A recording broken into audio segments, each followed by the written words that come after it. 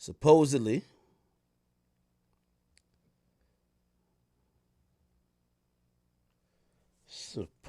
where is it?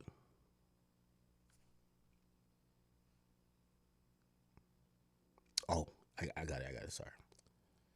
And by the way, I get these information from you guys messaging me. I keep telling you, I read all my Instagram messages. You guys should, if you have important information, like please message me. Like, give me a second. I'm gonna get to it. Okay. So supposedly this was the apartment, and I kind of did some background research, and apparently it was.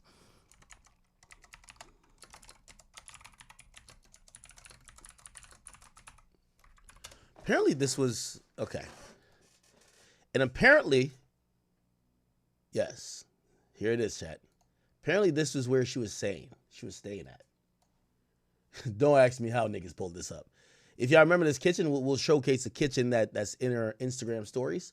But it looks pretty accurate. By the way, the rent gone up. Remember, Diddy was paying $10,000. They have now listed this again for rent, but it is now for rent for $12,000. Okay, let me go down a little bit. Yeah, it's now listed as of 9/21. So Jane Doe is kicked out. 50. You got to move her back in. I'm sorry. 50. You my mans, but you got to move her back in. It was listed for rent at 8/22, which means probably Diddy sometime during, or after the trial gave notice like, I'm not keep paying this rent. She probably couldn't pay it. By the way, the listing was removed. Remember, it was listed for 10 grand.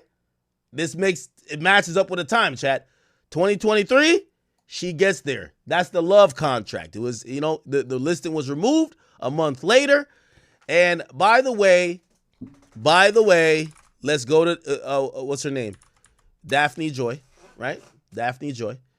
You've seen her in a different place now, right? Is it the same place? I don't know. Maybe it is. Maybe it's before she moved out. But if we scroll down, I don't know if we'll find that kitchen. But I remember her being in that kitchen. Let's see if we can find it, chat. Let's see if we can find it. Y'all remember the kitchen, all right? I know y'all remember that kitchen.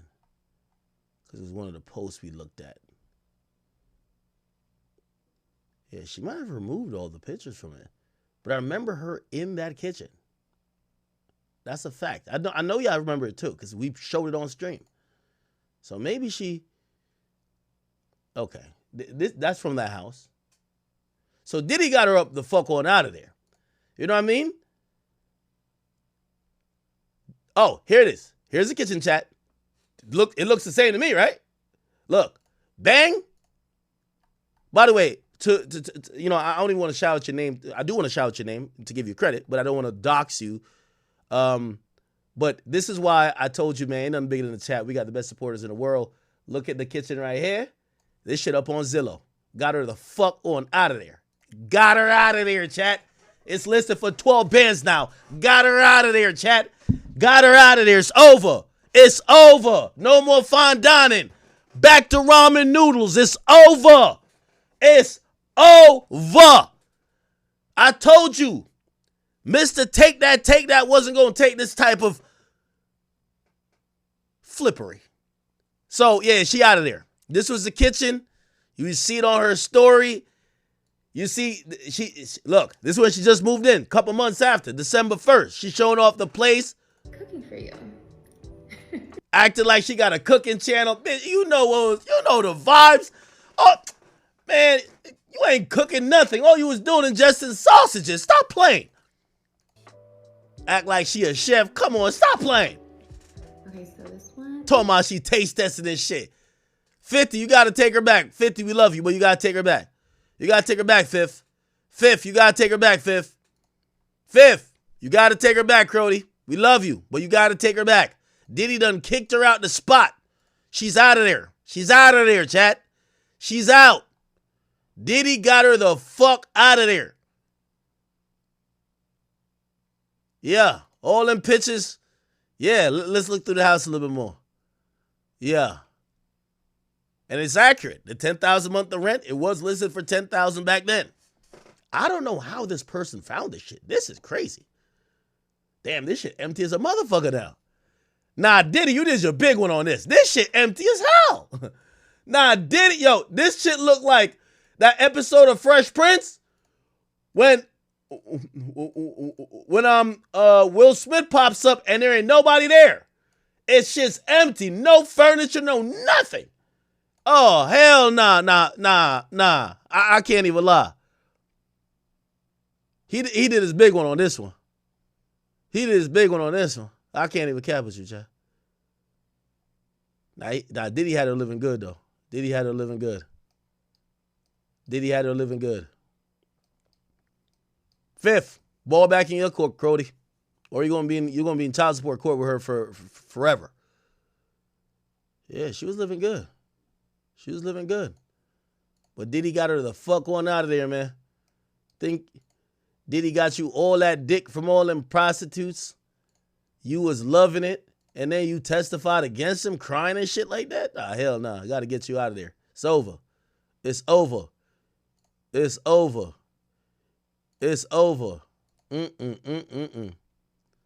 Hold on, I'm trying to find some identifying marks and shit like that. Yeah, is this a towel right here? Look at this towel and then look at this. Nah, we got her, Chad. Yeah, it's the same towel. We got her, Chad. Chad, we got her. We got her. Diddy got her the fuck on out of there, man. Actually, I'll say her first name. Ashley, thank you for this. You know my beautiful chat queens for this. And also,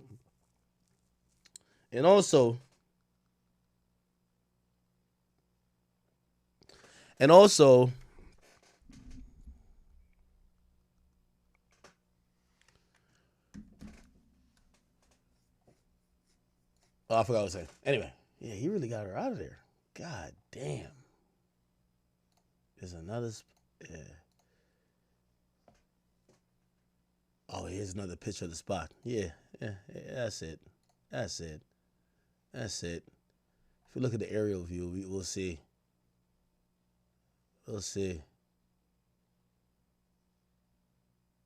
Yeah, it probably was this door she was in front of. I don't know. Some door.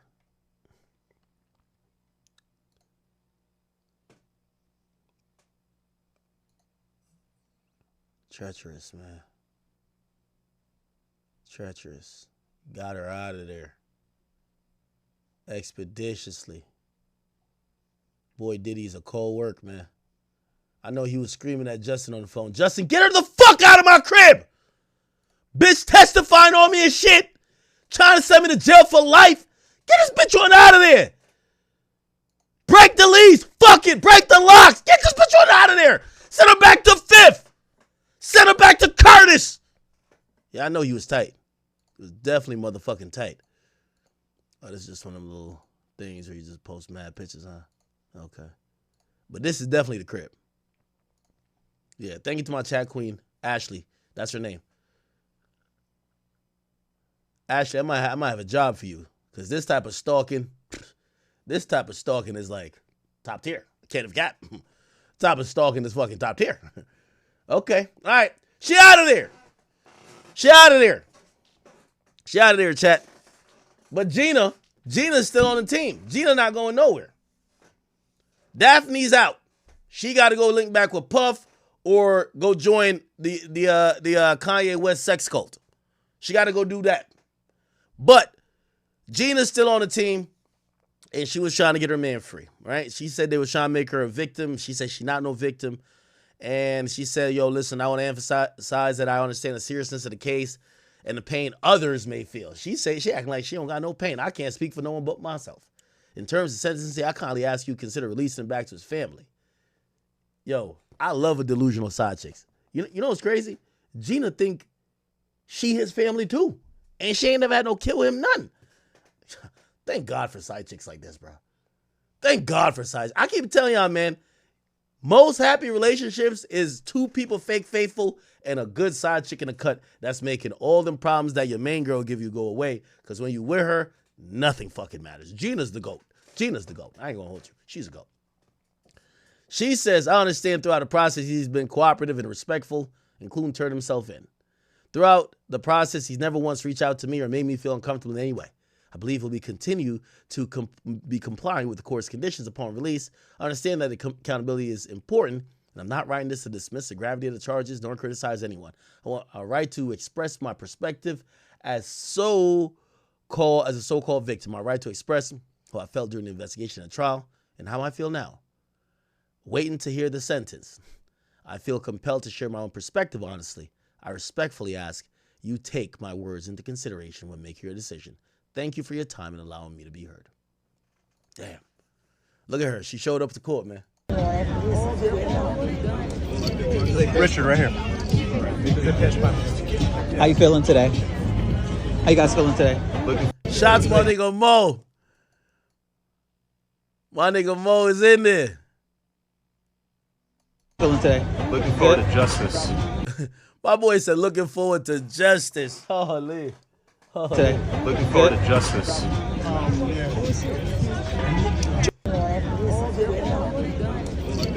Richard, right here. Nah. We got to shout out to Gina. We got to shout out to Gina.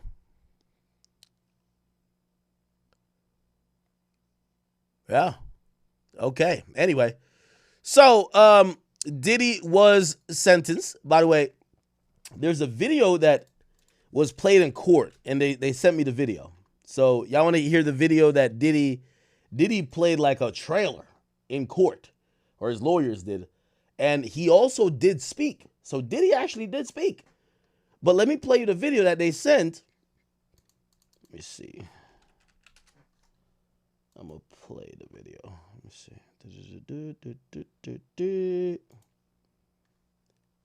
No.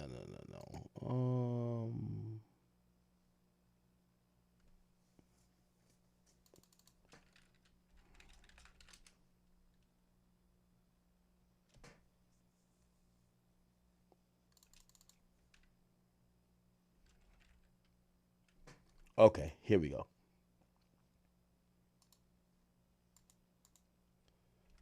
So I want to show y'all the video that was played in court. Give me 1 second.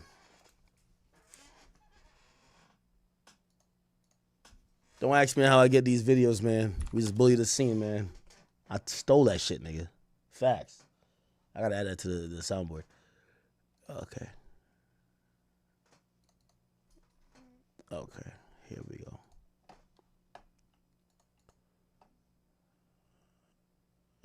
Okay. Bingo.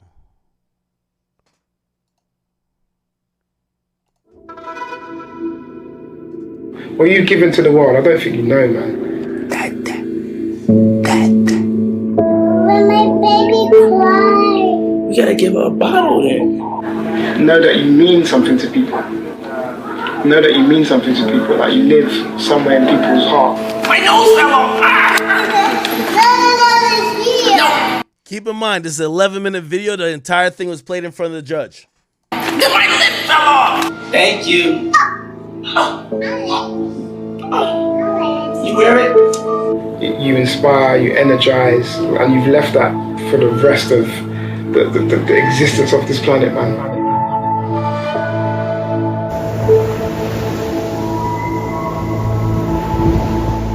Wow, we never seen this. One thing about great producers is they make you want to do better and be better about what you do. And he made me feel like I could do anything and go anywhere. I'm from New York. I love New York. I love the city of New York. I love the children of New York. I wanted to do something good. I wanted to get my generation in the hip-hop community behind us. They come through in a big way. And we wanted to raise some money for the children of New York City for health and education. We have a huge education crisis. And, you know, this is just a start. It's something we're going to be committed to. I'm going to be committed to for a lifetime. And it's no better way than taking it to the streets. It's a beautiful city running all around. The city's going to be painful. It's going to be rough. Whatever happened to this nigga? His name didn't come up one time. Let me try out this drop. Embarrassing. Oh, no, that's a different drop. Stole that shit. That's what I do, nigga. Fuck, nigga, I stole that shit. Okay, I got the drop. Good. But you know, if we get through it, then it'll show kids and everybody else that, you know, finish what you started and you can do anything you put your mind to. Any of y'all go to public school? Yes. Okay, y'all running to raise money for your schools.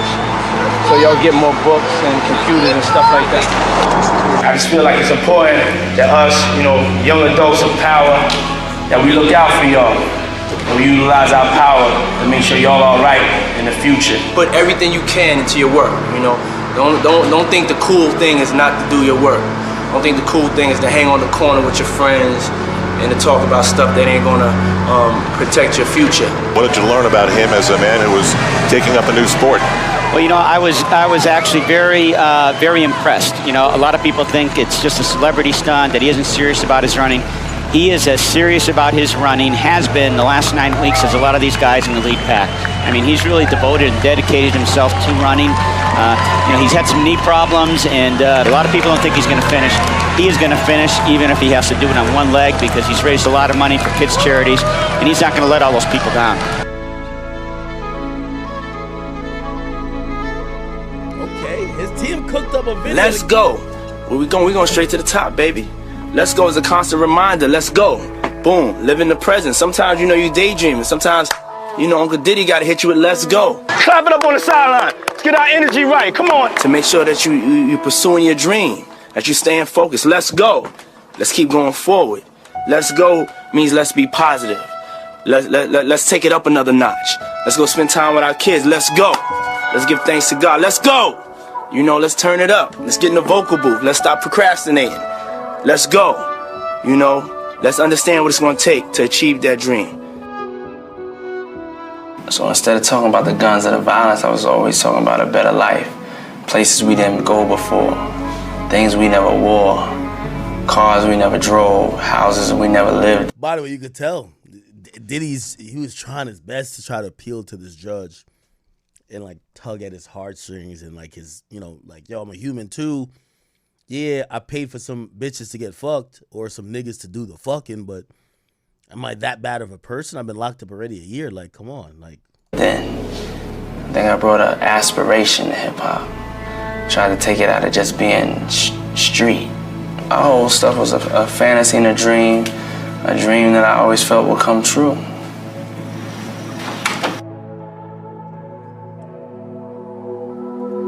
I started out just like you guys. I come from New York. I grew up in Harlem. I used to have to wear a uniform every day. Had to get up early in the morning, had to travel to go to school. I worked hard, just like you guys are working. This country and this world we live in may have planned for y'all. I didn't listen to that, and I don't want y'all to listen to it either. Y'all are great. Y'all are kings. Y'all are queens. Y'all are leaders. I just got so excited because this is truly a dream come true for me. And I'm happy to say this is our third school we have opened. It's official.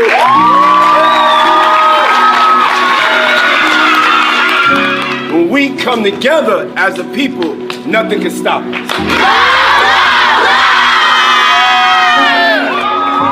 What I want to do with my freedom is, you know, make sure that I can make change. And I found out that Mr. Sean Diddy Combs posted me on Instagram. We met Sean Diddy Combs for the first time, and Sean gave Trey a $25,000 grant, which allowed us to open a physical store. Revolt, as one of the only black-owned networks, we have to own something. We have to have something that's ours. We have to have something that we can control our narrative, and we could speak about things that are important to us, and we can have a platform and a foundation to be free. But I want to get advice from y'all. I want to not just have a one-way conversation. you know what I noticed? We're halfway through this video. There's not one fucking rapper in this bitch. I wonder how Diddy going. Yo, you know when Diddy get free, all these niggas gonna be on his dick, right? You know, mad rappers gonna be like, yo, I knew you ain't do that shit. Yo, I knew these hoes was lying. We know that this is going to happen, right? But not one of them showed up to court except Ye. Not one of them was like, yo, I know this guy. I've been on a 2-man with him. He not like that. He a little fruity, but he not what y'all saying. Not one of them spoke up. Y'all know when Diddy get free, all these rappers finna be on his dick, right? Y'all do notice, right? It's gonna be so disgusting. Cause not one of these niggas even be like, yo, listen, man, fuck all that other shit, man. Diddy innocent. You know they're gonna be on his dick, right?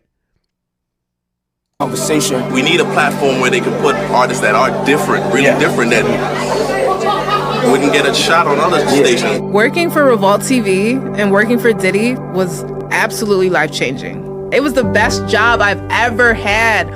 I learned excellence through him. Yo, is this a no jumper interview? I don't see enough things truly changing. And I don't understand how we are the richest, most powerful country in the world, and it seems like we can't solve the problems within our own community. In there. Wow, but I ain't gonna lie, chat. I'm watching. They sent me this video. They told me it was played in court.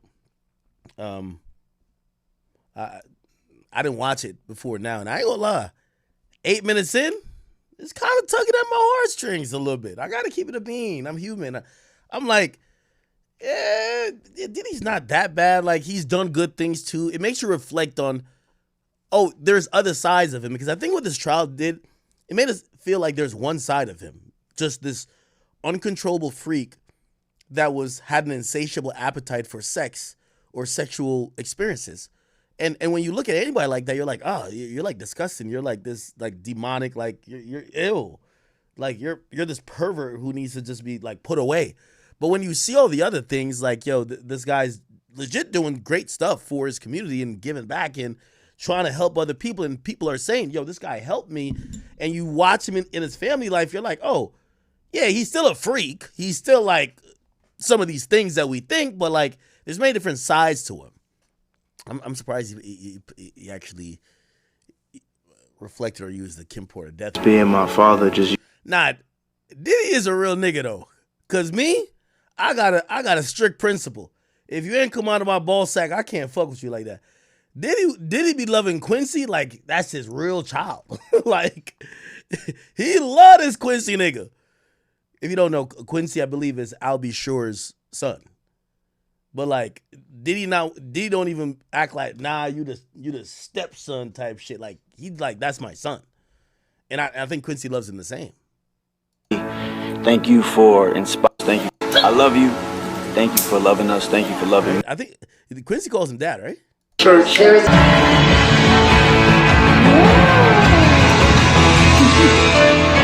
Heavy on the family. Shout out to Baby Love too. Baby Love got them little Dirk eyes. I ain't gonna cap with you. I ain't gonna cap. Hey, I gotta say, man, it's heavy on the family, heavy on the giving back. And I ain't gonna lie, I think this is an impactful video. I don't know who cooked it up for him. I gotta be honest. It's kind of, it will be working on me. Now, granted, I'm pretty sure like a judge sees inmates or defendants do or employ 15 million different tricks. Like one nigga saying in court, be like, I'm sorry. Like, you remember this nigga right here? Be like, you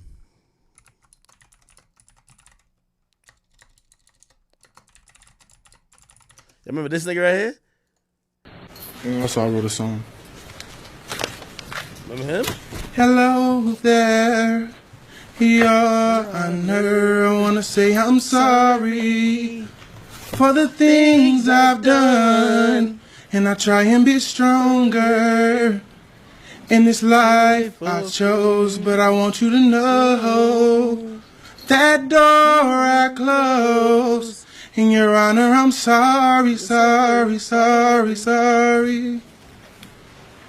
To my mother, I'm sorry, sorry, sorry, sorry. To the victim, I'm sorry, sorry, sorry, sorry, sorry. Yes, Your Honor, I'm sorry, sorry, sorry, sorry. Oh. Thank you, Your Honor. Okay. So, hey, people have employed a lot of strategies, and sometimes the judge sees through it. Right, obviously, we'll get to like some of the hearing stuff. The judge was upset after finding out that Diddy allegedly had booked a speaking engagement that was supposed to be this week because there was some anticipation that he may have been getting time served, which means he would have been released that day. So, you know, it was by the way, the sentencing took all day. I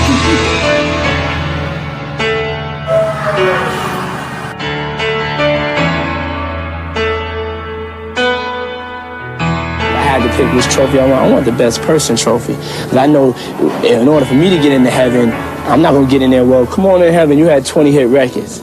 That don't mean nothing. And that's what this world is for. They're going to say, oh, come on in heaven, you was a nice person.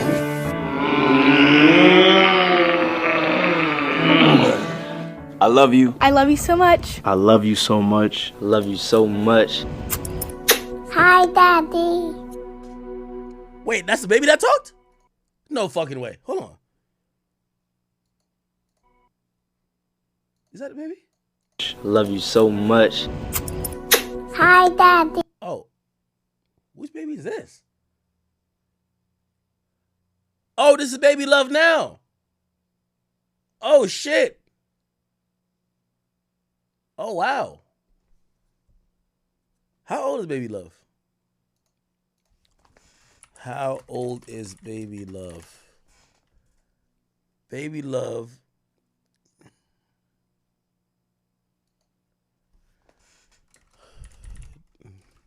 How old is Diddy's Baby Love? Yeah, here we go. The fuck? Oh, it's 3 years old. Okay. How old is Christian Rock's son? Does she be talking? Does Christian Rock's son kid be talking here? Oh, so this one is a little baby. Oh. Hey, I think they did a good job on this. They did a good job on this. I'm not gonna cap with you. I'd be moved, but of course, I don't sit through hundreds of sentencing situations where like you realize everybody has their tactics, and you got to be able to say, yeah, that's cool that you could sing or you made a video, but nigga, you're a fucking pervert. You're going to jail for a long time. What's this? Okay, here we are, Matthew Russell Lee, Inner City Press, here at the Southern District of New York Courthouse. It's today, October 6th, 2025. Now, Friday, we covered... No. We got to go back to Friday. This is Friday. Okay, here we are, Matthew Russell Lee, Inner City Press. We're midway through, one hopes, the Okay, now we got to go to the beginning of the day.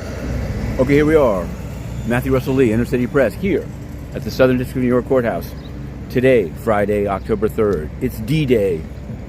Sean Diddy Combs the sentencing will begin today.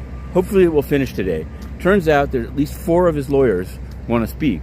And the judge hasn't said no. Mia will speak from as a victim. The judge upheld that, Judge Subramanian.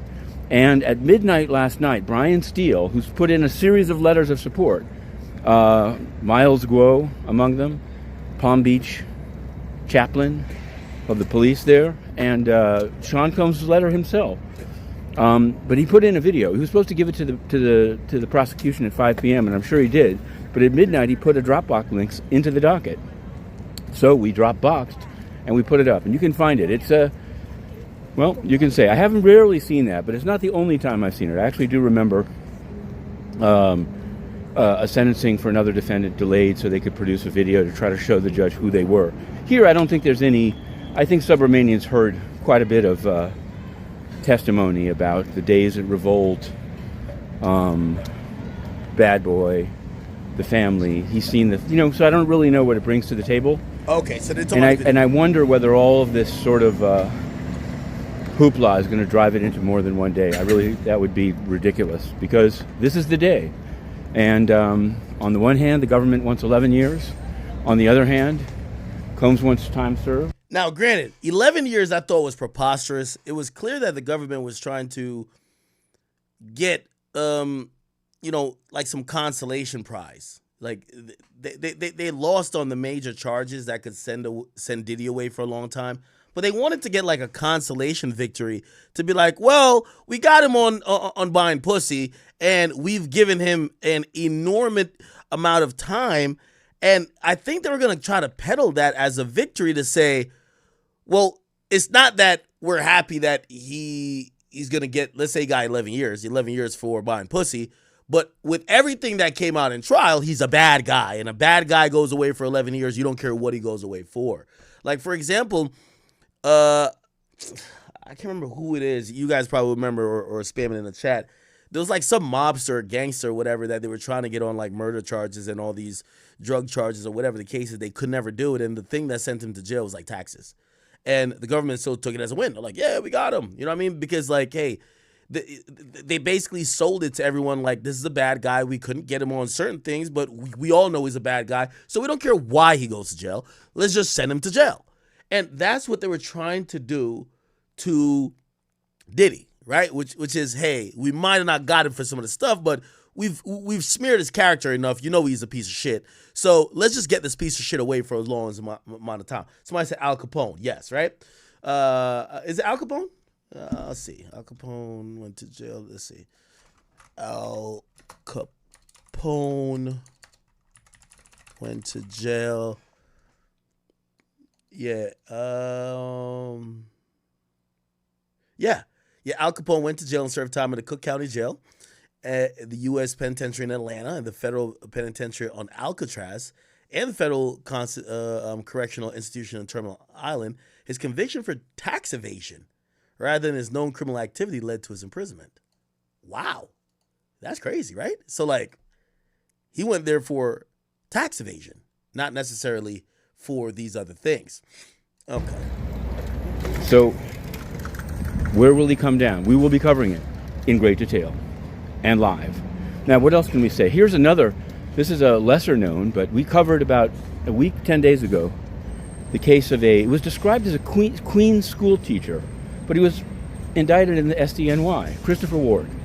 He was detained for a second time yesterday, but we learned and reported, it seems to me it's exclusively, that he was teaching in Manhattan as recently as July and August of this year at the Camp Leman School in Lower Manhattan on Broad Street.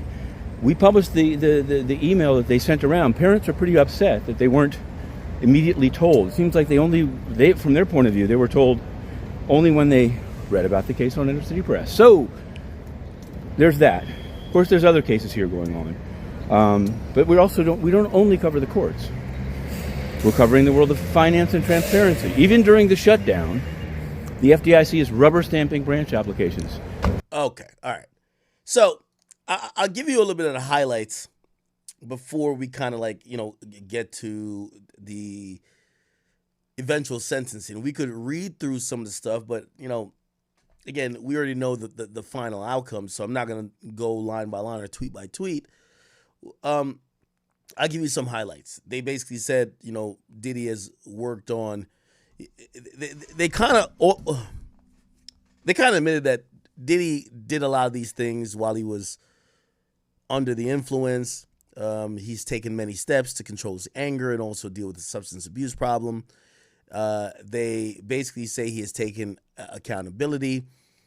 He eventually did speak. Obviously, the prosecutor was not trying to hear that. They wanted 11 years. So they're like, yo, this guy is still the guy who is rich and famous, who this is just a joke to him. He can't wait to go back home to start doing this thing again. And he thinks it's a foregone conclusion. He's going to get out of here today. And he thinks he's going to get out of here today. How do we know? He's booking speaking engagements already. The judge was not happy with that. The judge was really not happy with that at all. Right? That culminated into, this was around noon. Okay, here we are. Matthew Russell Lee, Inner City Press. We're midway through, one hopes, the sentencing of Sean Diddy Combs. Today, Friday, October 3rd, Southern District Court, New York Courthouse behind me. This was a walk that we used to take during the trial, but we'll do it today. We'll be resuming. What's happened this morning? Well, the judge dealt with the sentencing guidelines. He turned down a number of government enhancements, but still it arrived at a hefty guideline. But he also said it's just advisory. Government wants 11 years. Diddy wants time served. What happened after that? Well, Christy Slavic laid it on. She said this is not a typical Mann Act case. And I think most explosively, she said Diddy has already set up speaking engagements in Miami for next week and called it hubris. She also said that Mia, the victim who testified at trial, the person who testified at trial as Mia, would not testify, due in large part to a letter that from the defense that she called bullying. And the judge seemed to agree. He said it was inappropriate, don't do it again. But it's unclear when it could happen again, given that this is the sentencing. In any event, unless there's a resentencing, of course. Then we had, in no particular order, there's going to be a reverend doctor, and maybe a reentry person testifying. But Nicole Westmoreland spoke about Diddy as an icon. She seemed to cry a couple of times, or sob. I just ran into somebody who said he didn't believe it. I don't know. She's a fine lawyer. She did some great cross-examining. I don't know if that was necessary. I don't know if maybe she couldn't help it. I don't know. Now, another thing that interestingly happened during the sentencing hearing, a lot of Diddy's lawyers spoke. I believe Brian Steele spoke. Driscoll, who supposedly was like the youngest guy on the team that was smart and technical, he was applauded for knowing all the info. He was right to it, but he wasn't the person who appealed to maybe people's emotions or could really speak too well to a juror. But he was like a facts guy. Like, imagine like going to Geek Squad. You know what I mean? Like, no disrespect to him. He's like the partner of Alexandra Shapiro, who's known to be an appellate lawyer. Alexandra Shapiro also spoke, but also Driscoll spoke.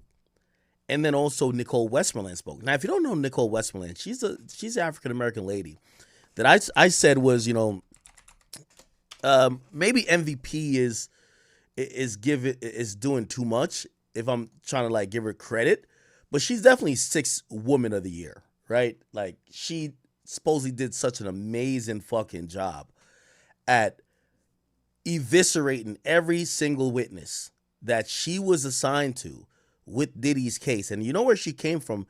She came from Fulton County, which is Atlanta. She was seen there. By the way, she's also a sexual assault survivor. And I can't, I think, her team was open to doing an interview with me, so maybe we get that done eventually. But I can't do anything but give her so much credit for being fucking amazing at her job, but specifically in this case, she showed up like no other among a all-star team of lawyers. And she spoke at his sentencing, and she cried. She shed tears. She shed tears, saying that the person she met, which is her client now, Diddy, changed her life, and he had such a big and dramatic impact on her. Now, I know some of y'all might be like, well, that money make you do anything. By the way, this is her over here. That money make you do anything. But she's a African-American woman who is defending an African-American man, and she's saying, hey, listen, this guy has made a tremendous impact even on my life. Not only because he hired me, but just him as a person. And that's what Matthew Russell is talking about. Of times, or sob. I just ran into somebody who said he didn't believe it. I don't know. She's a fine lawyer. She did some great cross-examining. I don't know if that was necessary. I don't know if maybe she couldn't help it. I don't know. The kids spoke, and there were some tears. It seemed genuine. Not for me to say. Driscoll spoke. Driscoll, Alexandra Shapiro's partner, one of her partners, Driscoll, spoke about comparing it to various cases, including that of Dylan Jordan. We covered that case. He was a movie director charged with running a prostitution ring and also raping somebody. He got 60 months, but that was the maximum he could get given the plea agreement. So I don't know. We did something on the side. We did a little extra about Dylan Jordan. Driscoll said he's read all 900 Mann Act cases that are available in Pacer. Some people were like, whoa, hats off to Driscoll. Hats off to Driscoll. Coming up in the afternoon. Once again, Driscoll, he's like the guy who he reads something once, he remembers it for a lifetime. He was there to remind the judge of other precedent cases where people were convicted of similar charges and what did they get. Now, one of the cases they brought up is a case where a guy was actually even accused of having some forced prostitution. And not only prostitution, but forced prostitution, because the victim in that case was a minor. And that person got 14 months. Now here's a problem, which obviously I think that's where the prosecutor is going to come in and bring it up, and the judge is going to consider like, okay, the law is supposed to be applied evenly and fairly, but in that case, it's not that they're trying to be racist or biased because it's Diddy. In that case, that person took a plea, and when you take a plea and not go to trial, we all know you get easier or favorable terms that the judge will most likely agree with. Diddy took it to trial, and though he won on the sex trafficking and RICO, he lost on prostitution. So they're not going to give you, or I know they're saying, well, the guy got 14 months. Diddy damn near spent 14 months. Just let him go on time served. But, and they're trying to like emphasize, well, the other case has a minor. There's no minors on Diddy's case. However, Diddy did take this to trial. And what came out in trial is a lot of allegations. And one of the surprising things was, I'm not sure if you guys knew, but I didn't even know, the judge in his sentencing, he could take into account everything he heard in trial. So even the stuff that was used as evidence for the charges that he wasn't guilty on, those allegations, he could, like, for example, they presented, did he try to blow up a nigga's car? That's to support a RICO charge. He was found innocent of RICO. However, they could take that, or the judge could take that into consideration, say, if I let this guy back out on the street, he might be violent. He might be trying to blow people's cars up again, which to me, I think it's kind of fucked up. But apparently, judges could take whatever they want into consideration. Sentencing is very subjective. It's based on really what the judge feels like, unless there's just like these hard set mandatories, minimums, or whatever the case is. Brian Steele, Xavier Donaldson, Combs himself, and then it could happen. It could happen today. There was some talk of it going into Monday. It's going to be close, but I can't see how 3 speakers, well, it depends how the Reverend Doctor. The reentry guy, I don't know if it's necessary. It'd really be up to Judge Subramanian if he wants to get it done today. And of course, the sentence itself is totally up to Judge Subramanian. We're halfway through, and we're live tweeting. And this now is the scene. I'll show it from afar because it's going to be, getting through it is going to be something else. We've got cameras on one side of the street. We've got a crowd in front of the building. We've got a CBS car here.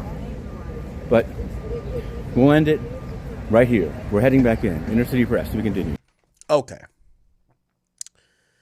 So yeah, the judge eventually agrees that Diddy should be sentenced to 50 months, which, by the way, the judge, I was thinking it was going to be in a 3-year marker, and some people thought that it was going to be between 15 and 21 months, but the judge actually declined that. The judge actually thought that there was cause for upward departure from what Diddy's lawyers were arguing as the guidelines, and actually said no. He actually thinks more than 3 years would be appropriate, or that's the guideline he's going to look at, and he went 1 year above that. He went to 4 years, 2 months. Okay. I'll play this last thing. I know I've been playing videos a bunch, and then I'll get into what the sentence means. And we'll get into what Diddy said on the stand.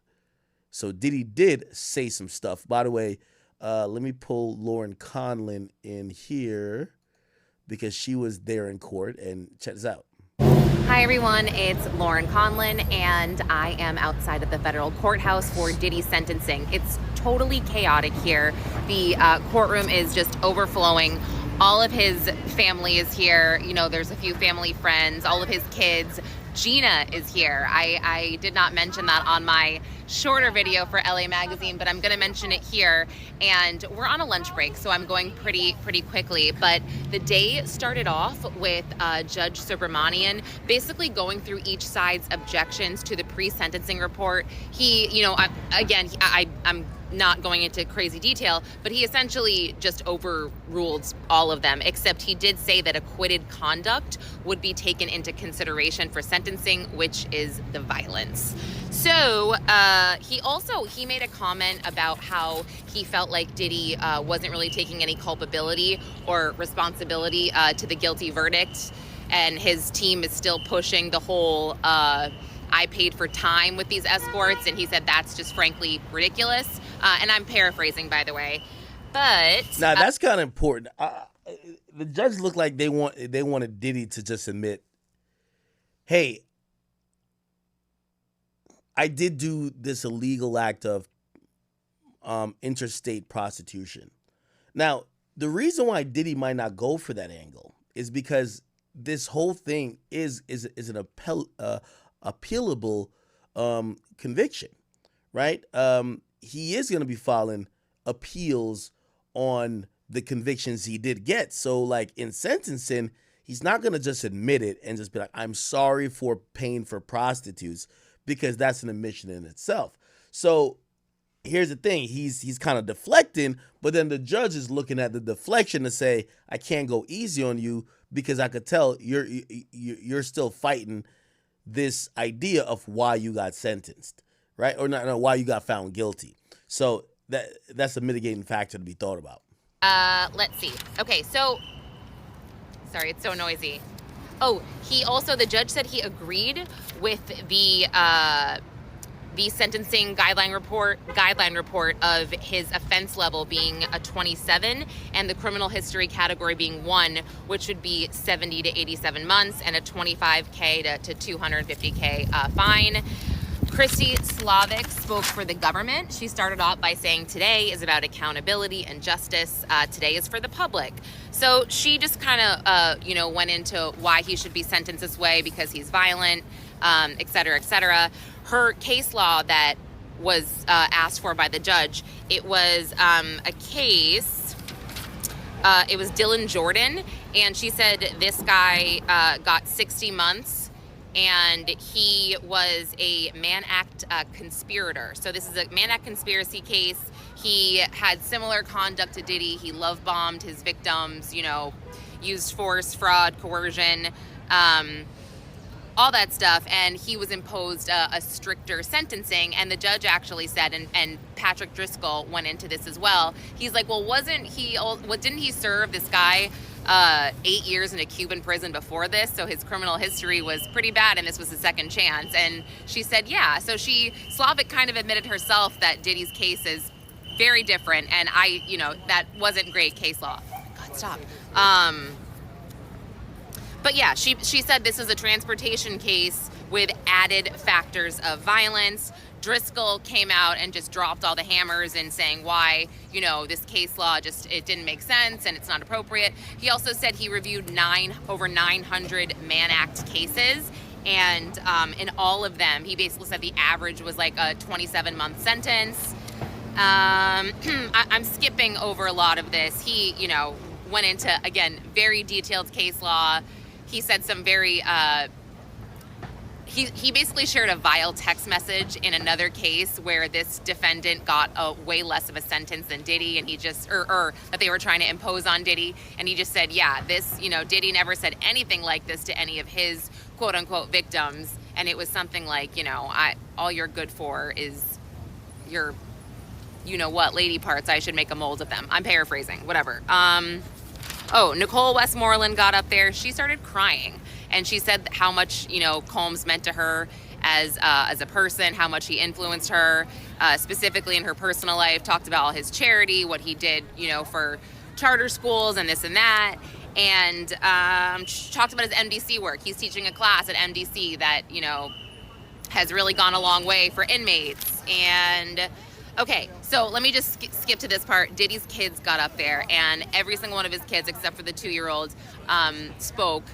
Delilah, his daughter, sobbed. Jesse sobbed. They all kind of were very, very emotional, but the girls it was tough. Delilah at the end was like, please, have mercy on our father. All the kids said he's a changed man. They can tell that he's changed. They played the 11-minute video. Diddy was sobbing. He broke down when they played Kim Porter and all the family surrounding Kim Porter, and it was just, it was crazy. Oh, also, the prosecution brought up something about Diddy booking a speaking engagement in Miami next week, saying how he doesn't take this seriously. I don't know what that's about. I haven't had a chance to Google it. But everybody head over to LA Magazine as well for my update there, and I'll be... Okay. So in the afternoon, Diddy takes the stand himself, and Diddy actually speaks to the judge. I don't know necessarily takes the stand, so let me correct that. He spoke in court, and he addressed the judge, and with him addressing the judge, it's part of one of the final parts of him trying to, convince the judge that I'm not that bad of a person. Let's get to that, and then let's see if we could extrapolate certain parts from it, even though it's just a monologue. There's no questions. There's no nothing. He's just saying, Judge, I'm sorry, which, by the way, he apologized to Jane Doe. He apologized to Cassie. He apologized to his family. He apologized to the court. He apologized to the victims, and he said he was definitely under the influence, and he didn't really know. I'll let Lauren talk about it. Hi everyone, I just got out of federal court and Diddy has officially been sentenced by Judge Subramanian to 50 months in federal prison. I believe that his 12 or 13 months that he's already done will be accounted for. We're going to try to figure out how much time he has to serve, but wait, what the fuck?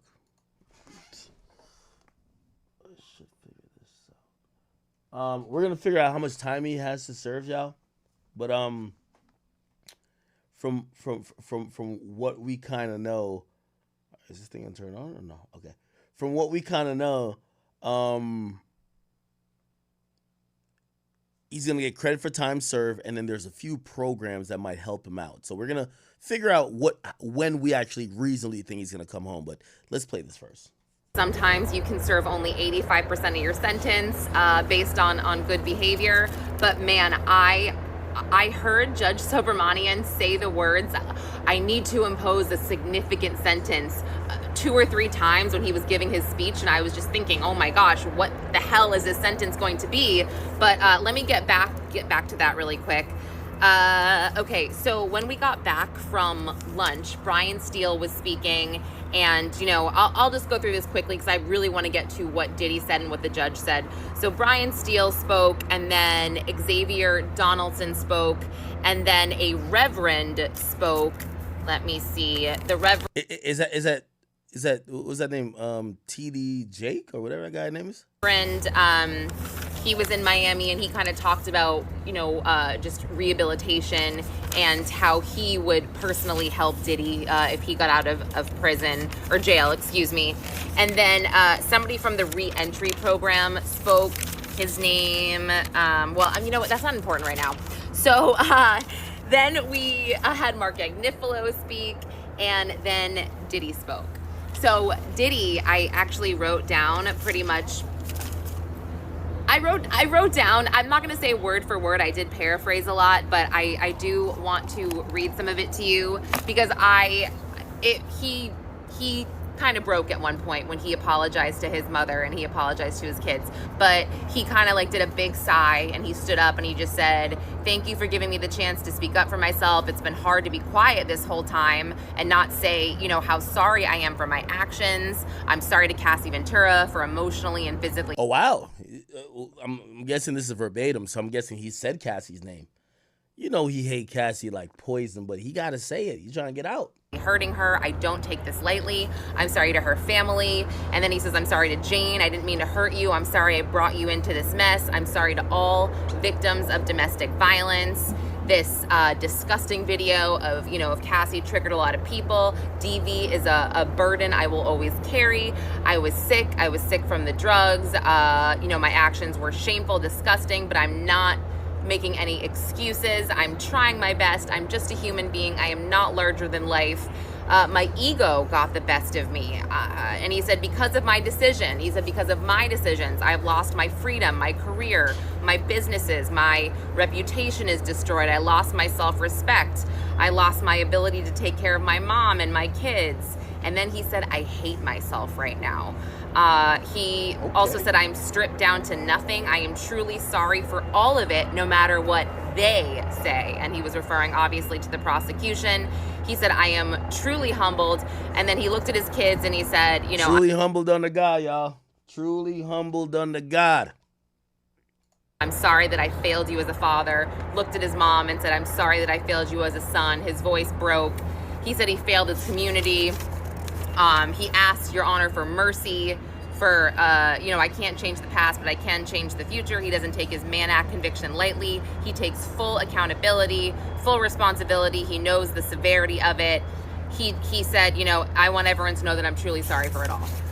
So then we took 5 minutes and the judge came back and just said, I want to make sure you know that you are being sentenced on the conviction of the Mann Act, not RICO or trafficking. However, the statute of the defendant's sentence should consider characteristics of the defendant, the violence. So then he, went into all the things that impressed him about Combs, his MDC work, he lifted communities worldwide. His entrepreneurship is iconic. He said, the court knows you have problems with addiction and it may have exacerbated this, blah, blah, blah. And he praises him. And then he goes and says, but the court has to consider all of the behavior into consideration.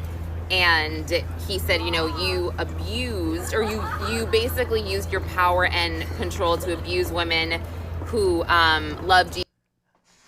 I really hate that that's being considered. What's the point? Like, this trial made me look at the justice system like very differently. You go to, it's basically saying we ain't catch you on the murder, but you did steal the candy in the store. So since we ain't catch you on the murder, but we did hear that you were toting a gun every time and yeah, whatever. And maybe you did this and you robbed this person, even though you're not charged for those things. For you stealing the candy, we're going to give you 20 years. Huh? Like, this is like a makeup call. I kind of hate it. What's the point of having these charges? You should just be like, this is a morality test. If you're a bad person, we're just going to send you away. You just need to go away. Because he beat the most serious charges that the evidence that is being brought up at his sentence is being brought up again. So it's like, oh, yeah, I beat a girl up, but that was to support that I was sex trafficking these women by force. But it was deemed that I wasn't sex trafficking them by force. So how are you sentencing me for something that I wasn't even charged with? Now, one thing I said about Judge Subramanian from the get-go, he's a give and take judge, chat. He's a person who, I think he wanted to satisfy both parties so bad. So even in a loss, and I think most people in the legal community and the law enforcement community would consider this a loss for the prosecutors. He wants them to feel like they got a victory. And what I mean by a give and take judge, he's like, okay, all right, well, you're not guilty of these things that would make me have to give you 20 years. But also I got to give them something because if I let you out on time served, it looked like blah, blah, blah. So take 4 years. He's a give and take, right? Like he's really trying to appease everybody. And even in loss, he's trying to appease the people who were trying to put Diddy in jail for life. Like that's the only thing I could think about. You and you psychologically and physically abuse them to get your way. The evidence of abuse in this case was massive. And he said, and we saw it. And then he listed, the broken the broken door, the bruises, the everything that we saw in court pretty much. And he said these were serious offenses that harmed 2 women. This conduct occurred for over a decade, and you had the power and the resources to keep it going because you did not get caught. And again, he kept. Now, keep in mind, none of those things are Mann Act, related things, right? Because the Mann Act, it's not forced prostitution. It's just prostitution. Saying, and I have to. By the way, also, interestingly enough, if he's only getting sentenced or he only got convicted for prostitution, how come none of the actual prostitutes who all testified, or not all, but some of them testified in the case, why weren't their opinions valued? Because they would, I get it, they were not charged because they had immunity, but they were also involved in these acts. maybe they could have spoke their mind and be like, hey, during these acts, we felt Diddy, we understood and we felt Diddy was paying us for prostitution, or, oh, you know what, we just thought it was just Cassie doing. Like, how come none of their opinions, even though they testified, matter now? Like, almost they could have never been a victim of being prostituted. Because the idea of Diddy getting sentenced for prostitution, right, is that they're saying he prostituted Cassie, Jane Doe, and the prostitutes, yet none of the prostitutes really have a voice, especially coming to sentencing. I'm going to read that donation in a second. Give me a second. Impose a significant sentence because XYZ. And I'm like, oh my gosh, is it going to be more than like 11 years? And then he said, the government's, request of the 11 years is too much, but the defense, 14 months is too little.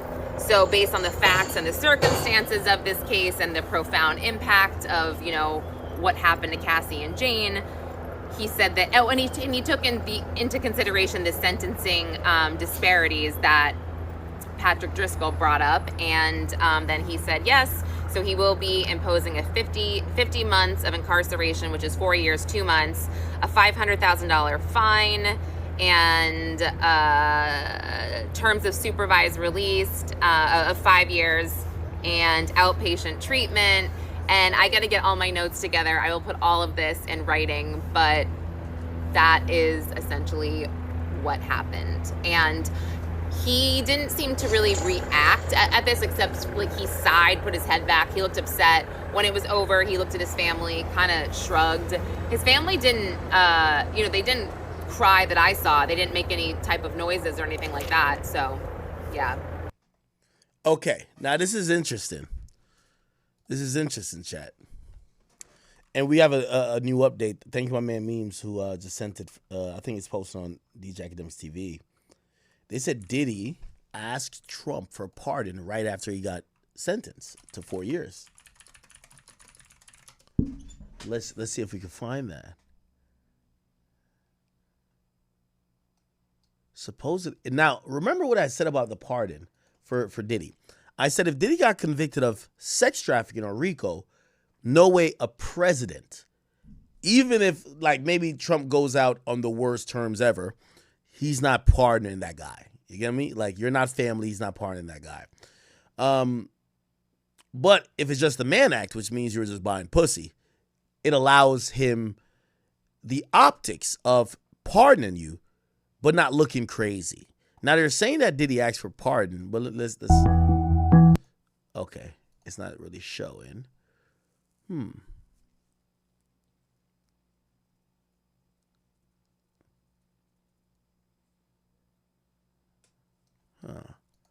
Supposedly was, let me see, it should be today.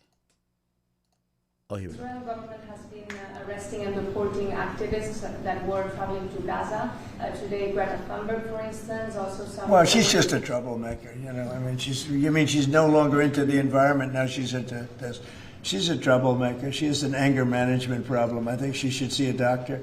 She needs anger. If you ever watch her, she's a young person. She's so angry. She's so crazy. Now you can have her. She's just a troublemaker. Yeah, please. The Supreme Court is back in its term today, Mr. President. Say it. The Supreme Court is back in session. Yeah. They rejected today an appeal by Ghislaine Maxwell to overturn her conviction. That means her only chance at getting out of prison is a pardon from you. Is that something you're open to? Who are we talking about? Ghislaine Maxwell. I haven't heard the name in so long. I can say this, that I'd have to take a look at it. I would have to take a look. Did they reject that? She wanted to... I think he's going to pardon Ghislaine. Ghislaine went up there and was questioned by the Department of Justice. And, in that questioning session, she backed up Trump. She said, yeah, I seen Trump at the island. That nigga was never doing nothing weird. He was always keeping it P. That's what Trump needed, because they was starting to get on Trump's ass like he was down there with Jeffrey fucking them little kids. But Trump, who I think he did a little mismanagement on how he handled the Epstein files and all that stuff. Essentially, she kind of like rescued him out of that. In terms of PR, obviously there's no he wasn't gonna go to jail or nothing like that. But I think Trump gonna pardon. No, actually not pardon. Let me be clear, because there's two different things. You have a pardon, and you could commute a sentence. A commutation means whatever you served until now, you're still guilty. Like, for example, he didn't pardon Larry Hoover, even though Larry Hoover has other charges, which are state charges, which he can't do nothing too. But he commuted them, which means that instead of serving the 6 life sentences that he had to do, he basically said, as of today, your sentence is fulfilled. So I think he's going to do that for Ghislaine.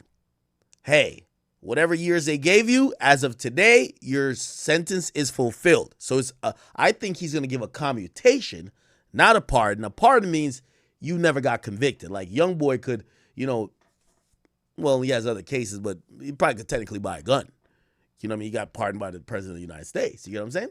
So anyway, yeah, I don't think he's going to pardon her. He's going to give her a commutation. And by the way, this is just like me guessing. But apparently they asked him about Diddy afterwards. Here we go. So he's deflecting a little bit because I think he knows Shorty held him down good. Trump is a nigga who I realize, like, yo, if you hold him down, favor for favor. That's gang. Yo, you hold him down. If he could return the favor, he got you. Right? Appeal her conviction. And what happened? They said that they were not going to hear her appeal. I see. Well, I'll take a look at it. I will speak to the DOJ. I wouldn't. You say I'll take a look at that motherfucker. Consider it or not consider it. I don't know anything about it. So, but I'll speak. I will speak to the DOJ. Why would she be a candidate for clemency, sir? I don't know. I mean, I'd have to speak to the DOJ. I'll look at it. I have a lot of people who have asked me for pardons. I call him Puff Daddy has asked me for a pardon. But she was convicted of child sex trafficking. Yeah, I mean, I'm going to have to take a look at it. I'd have to ask DOJ. I didn't know they rejected it. I didn't know she was even asking for it, frankly. Steve? Have you made a decision on whether to supply? Well, you see how Trump is such a G. And no, this is not glazing, but like, you could tell he's actually thinking about it, but he deflected the question so well and he threw something else, which is a bigger story into it, a bigger story currently. This is why he's so good with the media, right? He says, Puff Daddy asked me for a pardon, which we never got confirmed. And by the way, Diddy's legal team, they always act like, oh, well, that's not what we're focused on because we're focused on trying to, have him beat the case as we're doing the trial. And, they've been really like elusive in trying to answer this question about, are you in communication with Trump in trying to get a pardon? Trump, while trying to duck this Ghislaine Maxwell question, throws out a bigger story that outlets like me are going to bite into.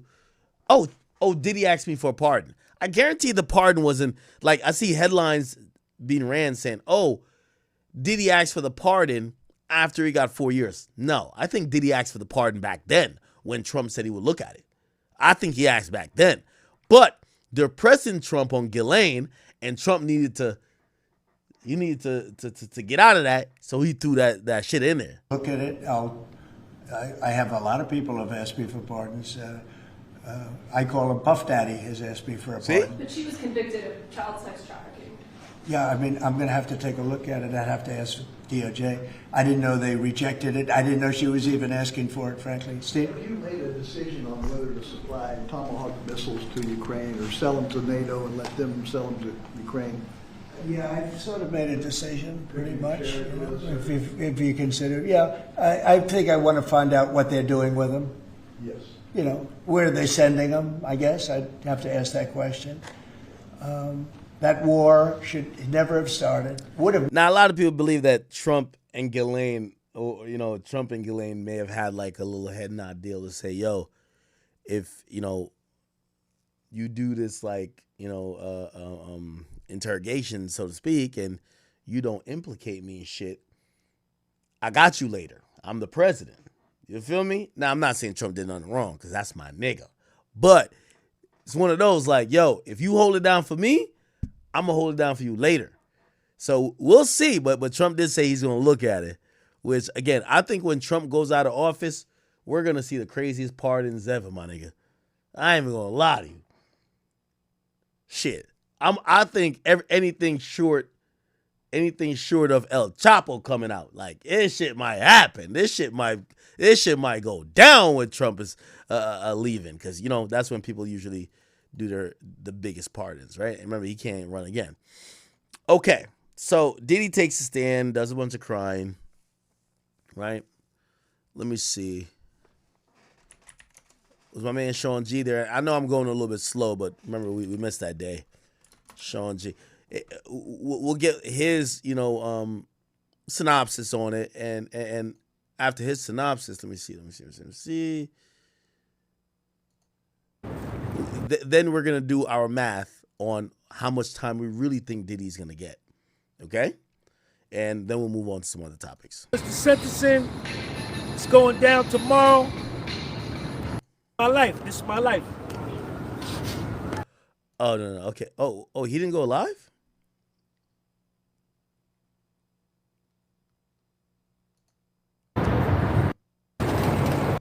First offender, if she was such a victim. Here you go. Self. Share this video.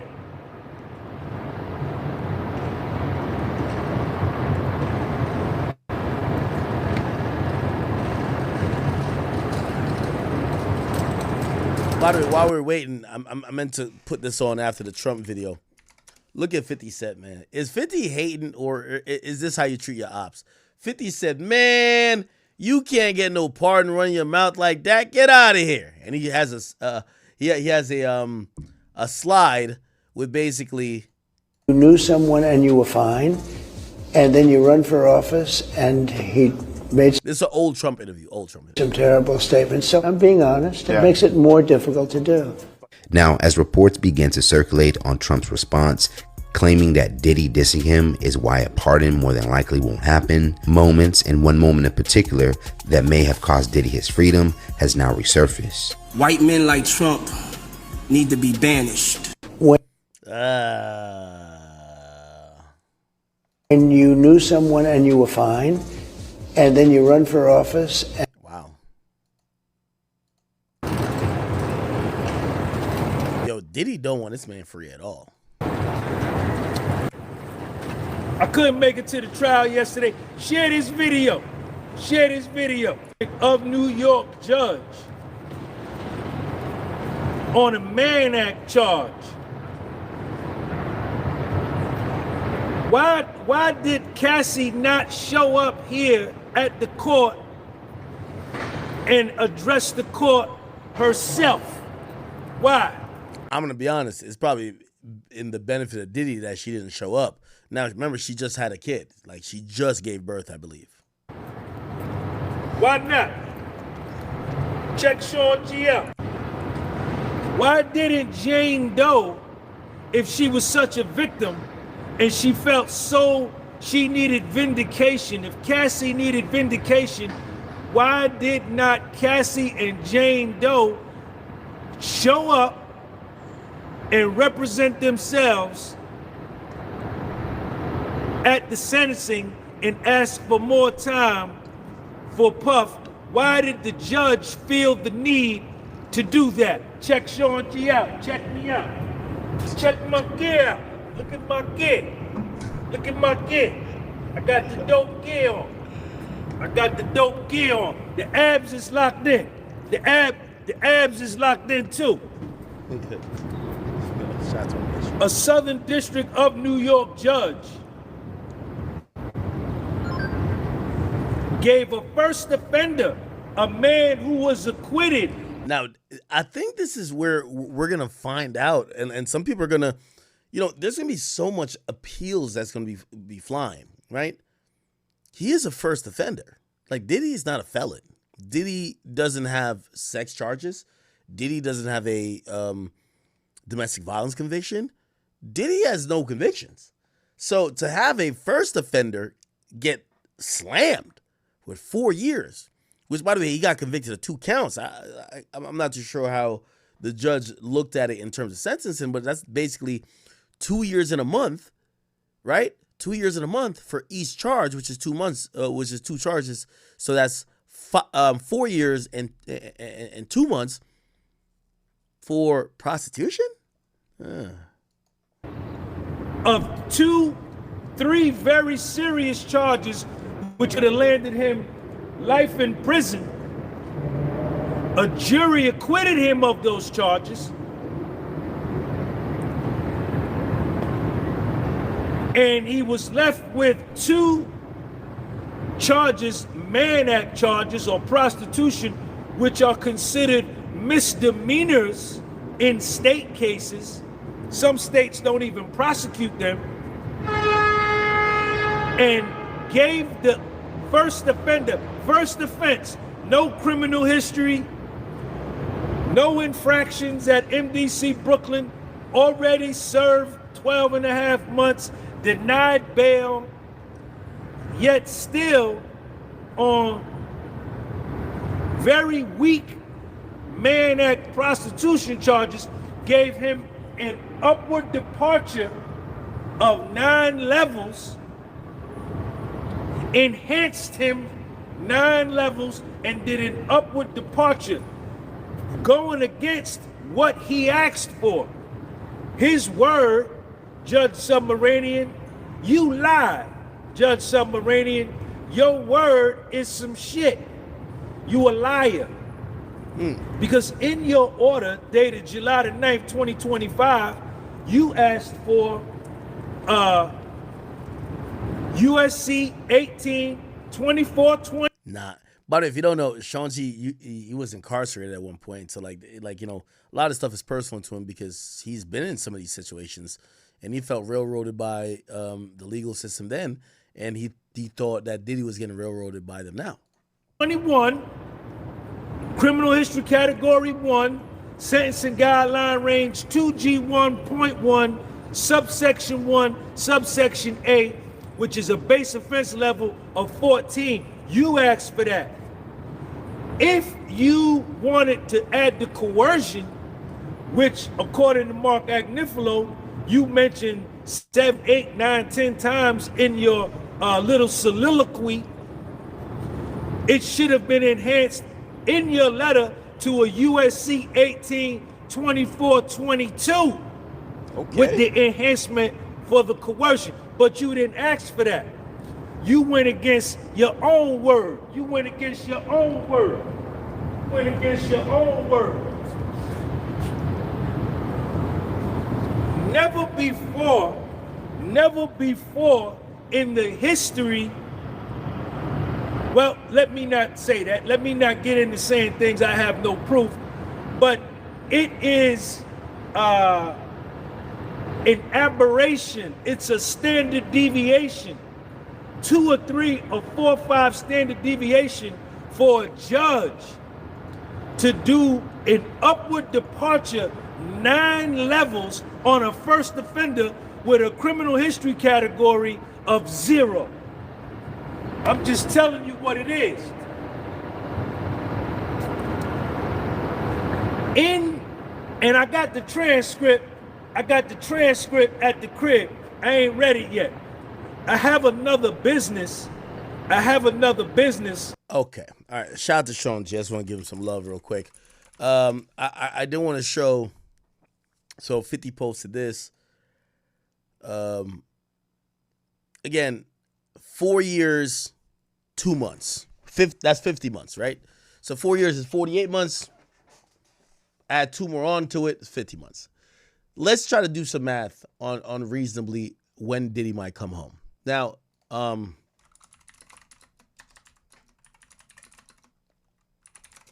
so Diddy was locked up on September 16th, 2024. Let's do the math. Diddy's been incarcerated for a year and a month, right? September, October, right? So he's been locked up for 13 months, right? I want to show you guys how I do this because this is how we could reasonably understand. So actually, I'll just keep everything in Google because they have their AI. He's sentenced to 50 months. 50 minus 13. That's 13 months. Diddy would have 37 months left, right? So 37 months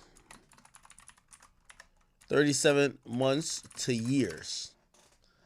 That would be 3 years from then. However, there's a few things helping Diddy out. Let's reverse the math and let's go back to the 50 months he's sentenced to. The 50 months he's sentenced to, before we even get to time served, is going to be offsetted by what's called good behavior. Diddy ain't up in jail doing all the bullshit. He's not trying to fight people. He's not trying to do this. He ain't trying to blah, blah. The federal guidelines allow for 15% off of your sentence for that. So let's do this. Calculator. Okay, we got one here. So 50 months times 0.85. That's going to be 42 and a half. We're going to call it 43 for the sake of conversation. So even though he was sentenced to 50 months, if he was going to serve all of it and given good behavior time, he would serve 42.5, or let's just call it 43 months. Okay? So let's use the new number, 43. 43. Now, there's two things that are operating that might help him out. And we're going to Google it. There's, number one, the First Step Act. Don't know if you guys know what that is.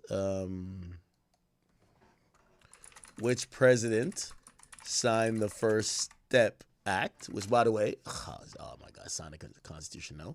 First Step Act. And this is not an endorsement of,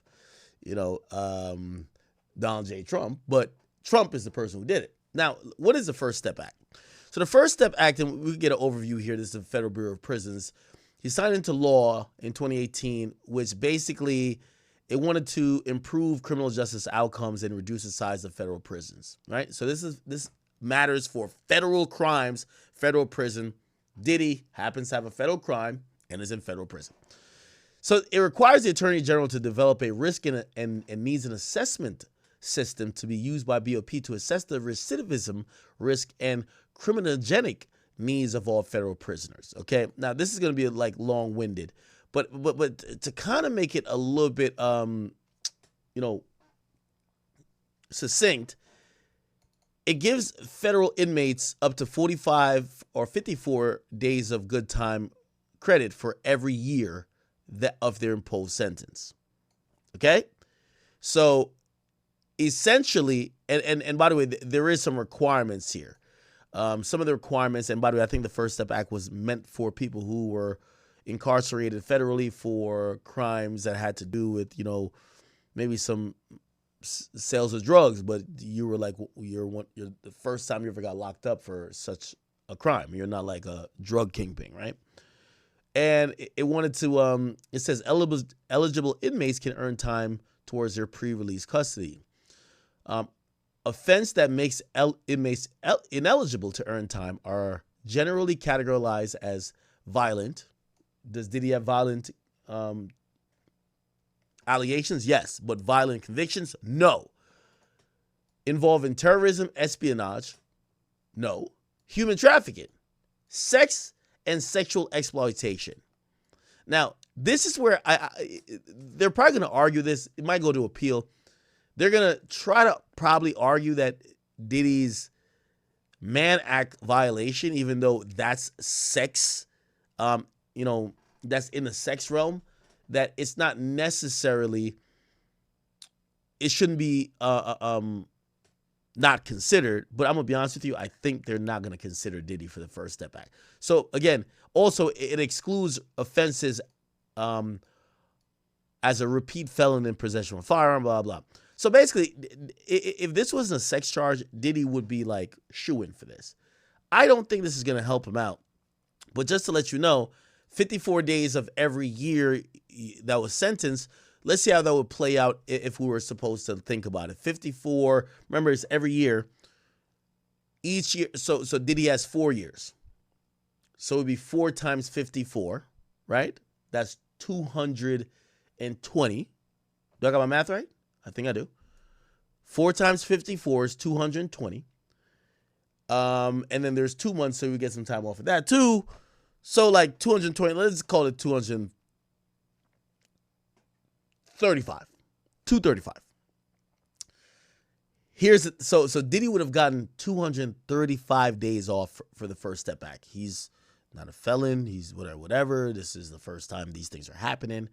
He would have gotten time off based on the First Step Act. However, because his conviction does involve some sex stuff, I don't believe he will, because the First Step Act bar people who involved in human trafficking. Diddy wasn't accused of human trafficking or sex trafficking, but there was sex. I think they would consider the Mann Act sex exploitation, honestly. So already, remember, so good time, we got a calculator here, 43. If the First Step Act was supposed to work, we would have minused another 12. So it would like about 12 months, because it would be 250. Actually, we could say like maybe 11 or 10 months.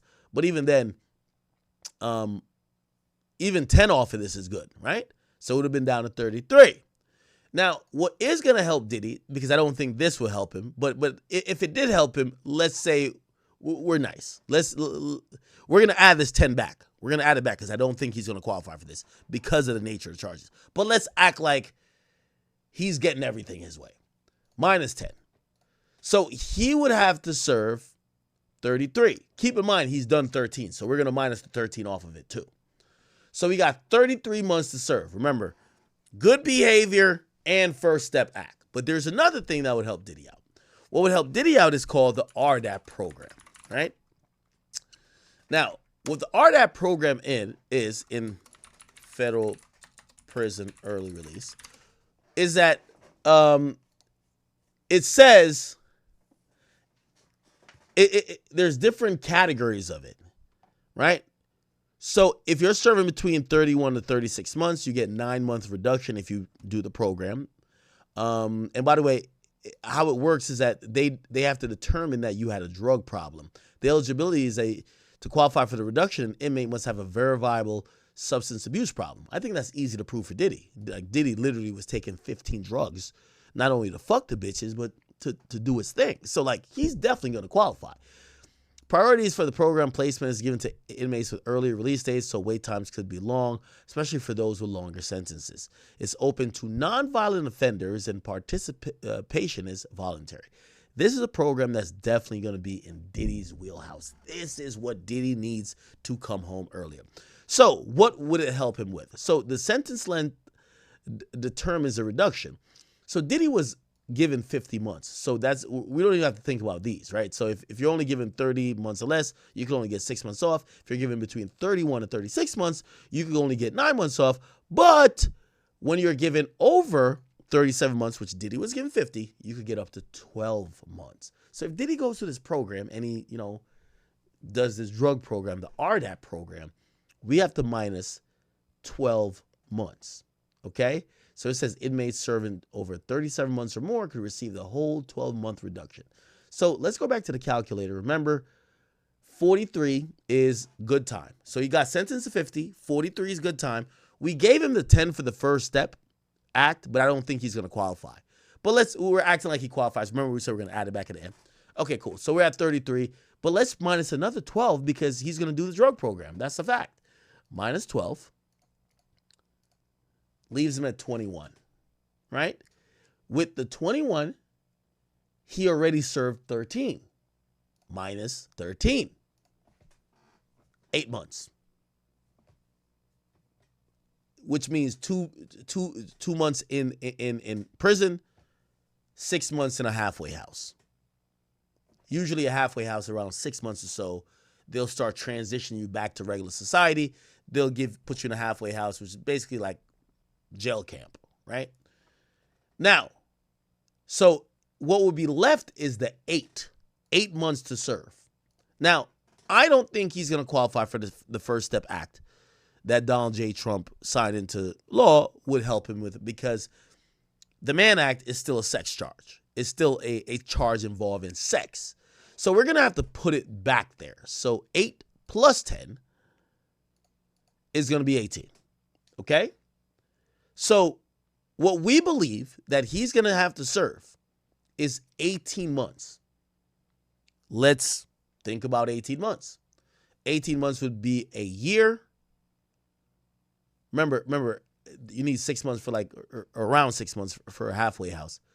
So he would serve a year from now and go to a halfway house. So if you ask me, Diddy will be free next year, September, or next year, October. And when I mean free, he'll be in a transition stage, getting out of a halfway house, coming back to society. Okay?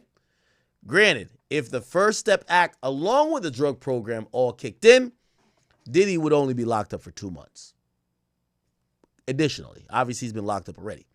But from what it says, it looks like Diddy will be out in 18 months, which means, remember, we got a -6 for the halfway house, because by the time he had the halfway house, he going to be on Instagram and shit like that. You just won't see him because he has to go back to the halfway house. But that's going to be in a year, because 18 minus 6 is 12. That's a full year. So we're talking about him being out next year, October, or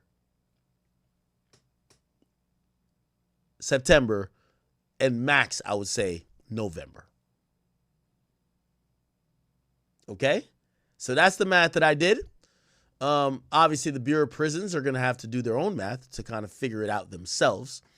And then they're going to figure out what programs apply, what to give them for time served, what to whatever. But that is the thing. Now, there is some news coming out. Diddy is asking the judge that he wants to go do his time at a pretty much a low security federal correctional institution in New Jersey. His legal team asked and said that, hey, FCI Fort Dix, pause, is the best landing spot for Diddy because he could address his drug abuse issues. Remember, they keep heavy on the drug abuse. Why? RDAP program, right? And he could maximize family visitations and rehabilitative efforts. Tenny's father, Mark Garagos, previously told Harvey that Diddy will have a target on his back wherever he ends up. And Diddy's attorneys told the judge Friday that someone already planned to shank Diddy. Wow. Other celebrities have done time at FCI Fort Dix, including Teresa and Joe Guides, I'm probably fucking it up. Judge Submaranian could recommend a prison for Diddy as well. It doesn't have to be one of those, but ultimately it will be the Bureau of Prison that has the final say. He's been locked up for over 2 years at MDC, and he'll call the federal prison home for more than 2 years. And it'll be interesting to see if the BOP agrees with the lawyer recommendations or if the feds will ship him off somewhere else. By the way, we checked. Herbal oil and prayer oil are available, but there's no baby oil at Fort Dix Commissary. Hilarious. Let's hear what Tenny Garagos' father, Mark Garagos, has to say about this.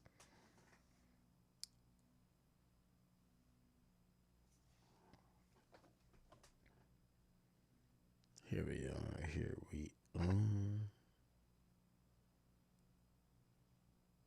Okay. Sorry. Waiting for this ad to be done. Apologize.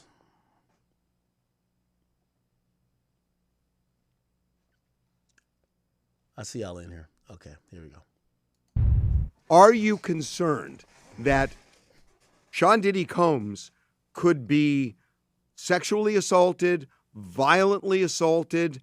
Is that a thing? Because based on what was said in court, it feels like a thing. Yeah, it clearly is a thing. I mean, they're already, and he did not want to make a big deal of it. They already tried to shank him once at the MDC, and that was thwarted. And it happens in prison. I mean, you and I could tick off how many times we are aware of somebody getting seriously injured or killed in prison. And so they're going to have to keep him somewhere that they can keep an eye on him. It would have obviously been better if he had gotten less time and had been at a camp, but he's going to be in a facility where somebody's going to have to, from the BOP, and I think they're well equipped to do it if they can, to keep an eye on him because he is a target. So let's say he is sent to a minimum security prison. Is he out of the woods when it comes to that kind of assault? If you're going, you and I talked about Ghislaine Maxwell, who went from the one place in Florida, which was a higher level, not a camp. And she was transferred after she did the interview with the couple day interview. She was transferred to what they call a camp in Texas, which I'm familiar with. I've had other clients in. So a camp is generally one of the better places to be. And the reason for that is because a camp is basically you get certain privileges. And if you step off of the line, so to speak, if you violate, if you do anything that is not according to Hoyle, they will immediately send you someplace a lot more onerous. So that's why I say, in the long-winded answer to your question, yes, you've got to get designated somebody. I know he wants to be New York adjacent. If I'm Sean right now, I'm going to be angling for someplace like Lompoc satellite camp or something along those lines. But that still doesn't answer. Is he out of the woods when it comes to being sexually or in any way assaulted by being in a minimum security prison? So Diddy's case or trial has finally started. They're picking out the jurors and stuff. Do you guys feel like Diddy will be freed, or you feel me, he's cooked? I've been reading a lot of comments. A lot of people have been saying that Diddy's cooked. You feel me? I don't even know how I necessarily feel about Diddy. Because like at first everyone wanted him locked up, then it's like people kind of feel bad for him now. Because I'm not gonna lie, the stuff he did to Cassie is 100% wrong. What he did to Cassie is 1,000% wrong, and people would never agree with it. But like, if you want to call it for what it is, Diddy was a freak. Okay, if people underage are involved, lock him up, throw him under the jail. But if people underage aren't involved, bro, Diddy is a freak, bro. Like his lawyer said, he's a swinger, bro. Like you feel me? He might want to watch his wife get piped out. He might, you don't know what did he want to watch. He wants to watch everything. He's a freaky man. He's a freak. That's why they're called freak offs.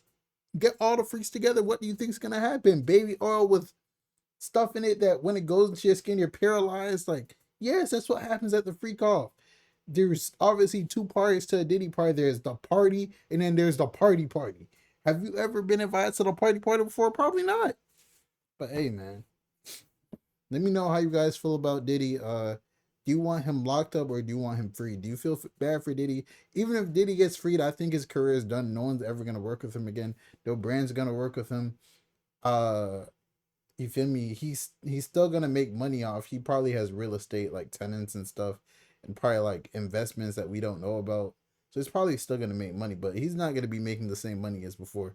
Like he's probably definitely at a billionaire status now. But hey, man, it's your boy Big X News. Make sure you like, comment, subscribe, and I'm out.